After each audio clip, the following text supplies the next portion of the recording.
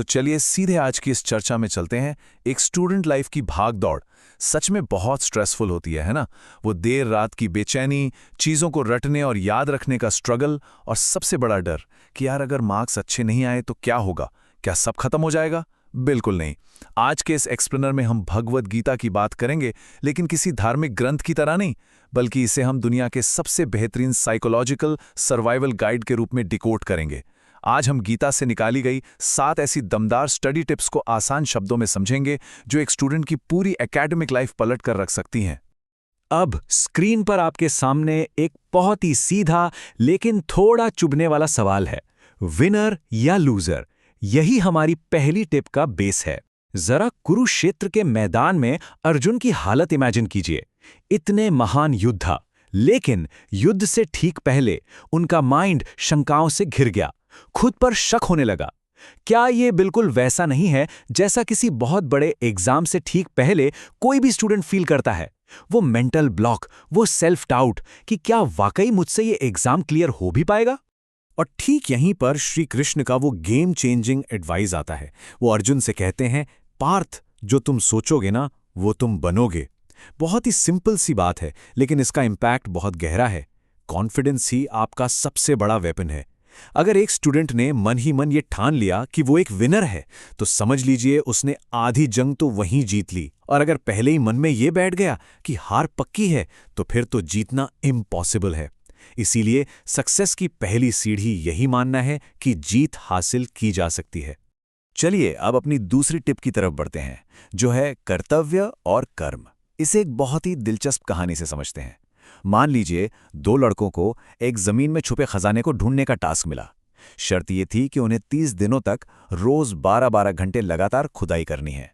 अब पहले दिन तो मोटिवेशन एकदम हाई लेवल पर था, लेकिन 15वें दिन तक आते आते इतनी कमर तोड़ मेहनत के बाद भी कोई रिजल्ट नहीं मिला। सारा जोश, सारी एक्साइटमेंट निराशा में बदल गई। और फिर 16वें दिन तो हद ही हो गई, एक भयंकर तूफान आ गया। अब असली ट्विस्ट यहां आता है।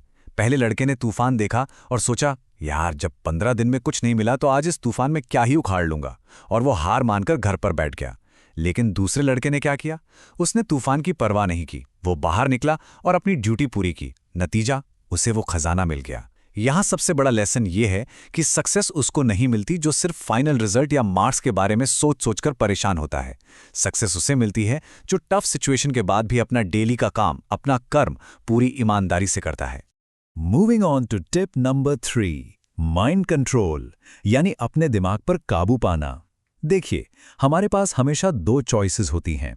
एक हैं सात्विक कार्य, जो अभी करने में बेहद बोरिंग लगते हैं, जैसे सुबह जल्दी उठना या टफ सब्जेक्ट्स की पढ़ाई करना, लेकिन यही चीजें आपका फ्यूचर सेट करती हैं। और दूसरी तरफ हैं तामसिक कार्य, जो अभी तुरंत बहुत एंटरटेनमेंट देते हैं, लेकिन लॉन्ग टर्म में आपका फ्यूचर पूरी तरह से बर्बाद कर देते हैं। सफलता हमेशा उसी सात्विक रास्ते पर चलने में है जिसे करने का मन अक्सर हमारा बिल्कुल नहीं करता। हमारी चौथी टिप संगति के युद्ध के मैदान से जुड़ी है। स्टूडेंट लाइफ में असली और नकली दोस्तों को पहचानना बहुत बहुत जरूरी है। आपने वो लोग देखे हैं ना, जो हमेशा कहते रहते हैं कि यार मैंने तो कुछ नहीं पढ़ा ताकि कंपटीशन कम हो सके, लेकिन वो खुद छुप छुप कर रात भर रट्टा मारते हैं। ये वो लोग हैं जो आपकी सक्सेस में बाधा डालते हैं। इसके उलट जो सच्चे दोस्त होते हैं ना, वो सुख और दुख, सफलता और असफलता दोनों वक्त में एक ढाल की तरह आपके साथ खड़े रहते हैं। एक स्टूडेंट को हमेशा ऐसे ही असली सहयोगियों की जरूरत होती है। अब बात करते हैं 5वीं टिप की, डिस्ट्रैक्शंस को जड़ से उखाड़ फेंकना। गीता में इसे मोह कहा गया है। अगर किसी भी स्टूडेंट को अपने एकेडमिक गोल्स पर राज करना है, तो उसे इन दुनियादारी के मोह से खुद को पूरी तरह अलग करना ही पड़ेगा। ये मोह असल में है क्या? बिना किसी वजह के लगातार फोन स्क्रॉल करते रहना, टॉक्सिक और ध्यान भटकाने वाले रिश्ते, या फिर दूसरों से फालतू की तुलना और गपशप। अगर असली एकाग्रता चाहिए तो इन सब चीजों को अपनी रूटीन से पूरी बेदर्दी से कट ऑफ करना पड़ता है। और यहीं पर एक बहुत ही लॉजिकल सवाल दिमाग में आ सकता है, आखिर इस महान ज्ञान को देने के लिए विशेष रूप से अर्जुन को ही क्यों चुना गया? इसका जवाब बिल्कुल सटीक है। अर्जुन को इसलिए चुना गया क्योंकि उनका फोकस एकदम लेजर की तरह शार्प था। उनका ध्यान बिल्कुल भी भटका हुआ नहीं था। उनके अंदर चीजों को जानने की एक गहरी जिज्ञासा थी। और सच कहूं तो किसी भी कॉम्प्लेक्स सब्जेक्ट को समझने के लिए एक स्टूडेंट में बिल्कुल यही माइंडसेट होना चाहिए। बिना किसी भटकाव के सिर्फ अपने लक्ष्य पर फोकस। चलिए छठी टिप की तरफ बढ़ते हैं, जो खुद की और अपने समय की वैल्यू समझने के बारे में है। इसे एक बड़ी ही मस्त कहानी से रिलेट करते हैं। एक आदमी के पास एक पत्थर था। एक दिन उसने बड़ी खुशी खुशी उस पत्थर को सिर्फ 10 रुपए में बेच दिया। उसे लगा, वाह, मैंने तो सामने वाले इंसान को बेवकूफ बना दिया है और सिर्फ एक साधारण पत्थर के बदले पूरे 10 रुपए कमा लिए। लेकिन असली झटका तो उसे तब लगा जब कुछ समय बाद वो शहर के एक बड़े कांच के शोरूम के सामने से गुजरा। वहां उसने बिल्कुल वही पत्थर देखा, लेकिन पता है इस बार उस पर क्या प्राइस टैग था? पूरे 1 लाख रुपए। वो कोई मामूली पत्थर नहीं था, बल्कि एक बेहद कीमती जेमस्टोन था। उस पल उससे अपनी उस भयानक गलती का एहसास हुआ, क्योंकि उसे उस रत्न की असली कीमत का कोई अंदाजा ही नहीं था। तो इस कहानी का मेन पॉइंट ये है कि ये सीधा एक स्टूडेंट की लाइफ से कनेक्ट होती है। जिस तरह उस आदमी को उस रत्न की वैल्यू नहीं पता थी, ठीक वैसे ही अक्सर स्टूडेंट्स अपने 15 मिनट या 1 घंटे के स्टडी टाइम को यूं ही लापरवाही से बर्बाद कर देते हैं। उन्हें इस बात का बिल्कुल भी अंदाजा नहीं होता कि वो अपने फ्यूचर की कितनी बड़ी वैल्यू डिस्ट्रॉय कर रहे हैं। जब तक समय के एक एक मिनट की कीमत को नहीं समझा जाएगा, तब तक सफलता की ऊंचाइयों को छूना बहुत मुश्किल है। और अब हम आते हैं अपनी 7वीं और आखिरी टिप पर, जो लिटरली बहुत ज़्यादा इंस्पायरिंग है। ये एक सच्ची घटना से प्रेरित है। एक स्टूडेंट ने लगातार 4 साल तक एक एग्जाम की कड़ी तैयारी की, लेकिन वो फेल हो गया।